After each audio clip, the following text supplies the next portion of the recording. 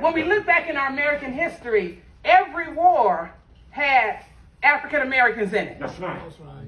Every war had African American women in it. We weren't always recognized, but we were there. That's right. They wouldn't let us put on the uniform, but we were there. Our bodies and go in with another name because we wanted to serve. Yeah. And when you look at it, throughout history, women have always volunteered. Always. Yeah. Women were never drafted. Right. That's right. Women were always volunteers. That's right. So when we look at the role of the African American woman in the wars, going back to the Revolutionary War, we were spies. Yes, ma'am. We were spies against the British. We disguised ourselves as men, fought alongside the men.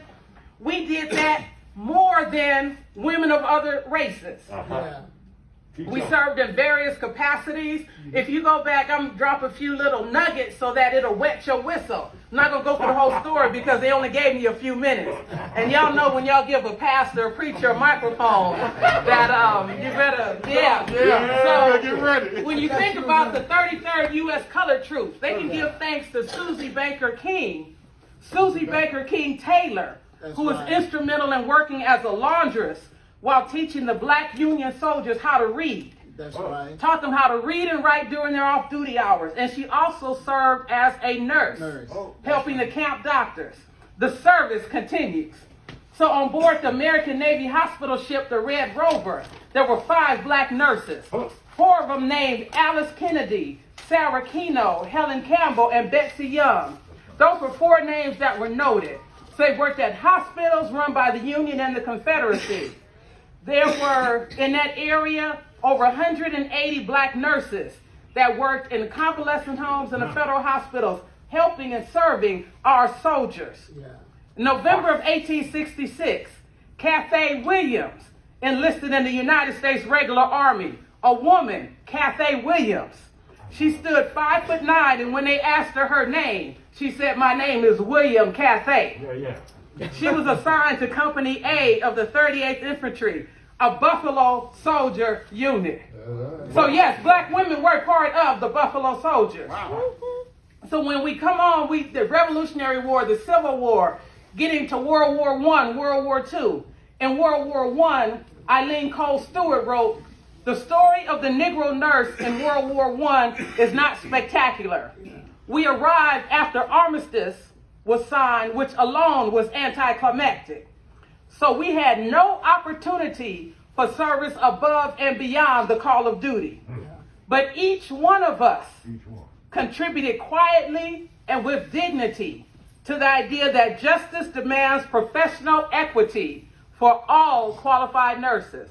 So even though we weren't treated with the dignity, we still served with dignity. Yeah. The service continues. Yes, indeed. Congress approved the creation of the Women's Army Corps, the WACS, on May 14, 1942.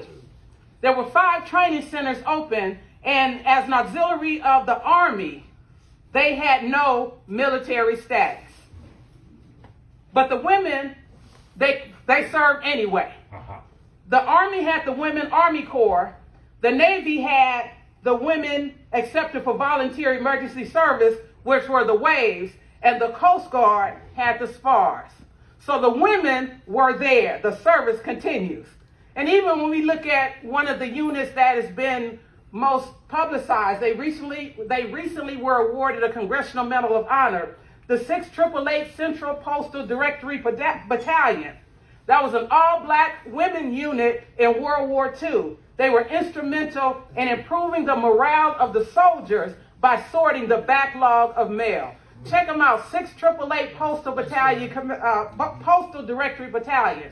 They were sent overseas to sort through mail that they were thought to have taken 6 months to do it, 6 months to a year. They did it in 3 months.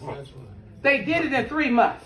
Black women. They went over there. They worked in shifts. They even had their own beauty products sent over there. Because you know, as black women, even in the military, we still had to make sure our hair was right. All right, so the service continues. So there were 5 women that I want to highlight really, really quick. Command Sergeant Major Mildred Kelly. She served in the United States Army from 1947 to 1976. Wow. In 1972, she became the first black female sergeant major in the United States Army. 2 years later, in 1974, she made ranks of the first black female command sergeant major at Aberdeen Proving Ground. This made her the first black woman to hold the highest enlisted position at a major Army installation, watch this, whose population was predominantly male. Oh, look out, huh? Staff Sergeant Joyce B. Malone. She was originally a civic leader, but she enlisted in the Marines in 1958. She later joined the Army Reserve, Fort Bragg's 82nd Airborne Division in 1971. So in 1974, she became the first and the oldest black female woman to earn airborne wings in the United States Army Reserve. Go ahead on. By age 38, she had completed 15 parachute jumps during her time in the Army Reserve. My God. Brigadier General Hazel W. Johnson Brown. In 1955, 7 years after President Truman eliminated segregation in the military, she made the decision to enlist in the United States Army. She made history after being promoted in 1979 to Brigadier General. With that promotion, she took charge of not 1,000, not 2,000, but 7,000 nurses in the Army Nursing Corps, making her the first black woman general officer to hold that post. When she received her promotion, she said, "Race is an incidence of birth. I hope the criterion for selection did not include race, but competence." She served in the Army from 1955 to 1983. Major General Marcelette J. Harris. She signed up for the Air Force. In 1965, she completed officer training school at Lackland Air Force Base in Texas. Her career included many firsts, which included the first female aircraft maintenance officer, one of the first 2 female air officers commanding at the United States Air Force Academy, and the Air Force's first female director of maintenance. She retired as a major general in 1997, the highest ranking female officer in the Air Force and the nation's highest ranking African American woman in the Department of Defense. Sergeant Danielle Wilson served in the United States Army and became the first African American woman to earn the prestigious Tomb Guard badge. She became a sentinel at the Tomb of the Unknown Soldier in January of 1997. That in itself was an honor. The service continues. A few more firsts.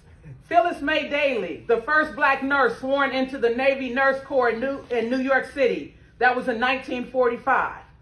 In 1974, Reverend Alice Henderson commissioned as a chaplain, becoming the first female chaplain, black or white, in any service. May 1975, Lieutenant Donna P. Davis became the first woman doctor in the Navy Medical Corps. November 1979, Second Lieutenant Marcella Hayes, 55th woman out of 48,000 officers to graduate from the Army Aviation School in Fort Rucker, Alabama. She became the first black woman pilot in the U.S. Armed Forces. Black women have been, are, and will continue to be well represented in our armed forces. An estimated 40% of the 35,000 women active in Operation Desert Storm were African Americans. Their gallantry was best exemplified by Lieutenant Phoebe Jeter, who ordered her all-male platoon to fire a battery of Patriot missiles at incoming Iraqi Scud missiles, downing at least 2 of them. It was the first and only such feat by a female officer in the war. The service continues. As I close, don't make me hoop, Chaplain. I want to share with you Maya Angelou's poem, because this poem exemplifies who we are, because the service continues. Her poem is entitled, "And Still I Rise." You may write me down in history with your bitter, twisted lies. You may trod me in the very dirt, but still, like dust, I rise. That's right. Does my sassiness upset you? Are you beset with gloom? 'Cause I walk like I've got oil wells pumping in my living room? Just like the moons and like suns, with the certainty of tides, just like hope springing high, still I'll rise. Did you want to see me broken, bowed head and lowered eyes, shoulders falling down like teardrops, weakened by soulful cries? Does my haughtiness offend you? Don't you take it awful hard, 'cause I laugh like I got gold mines digging in my own backyard. You may shoot me with your words. You may cut me with your eyes. You may kill me with your hatefulness, but still, like air, I rise. Out of the huts of the history shame, I rise. Up from the past that's rooted in pain, I rise. I'm a black ocean, leaping and wide, welling and swelling, I bear in the tide. Leaving behind nights of terror and fear, I rise. Into a daybreak that's wondrously clear, I rise. Bringing the gifts that my ancestors gave. I am the dream and the hope of the slave. I rise, I rise, I rise. The service continues. May God bless you all.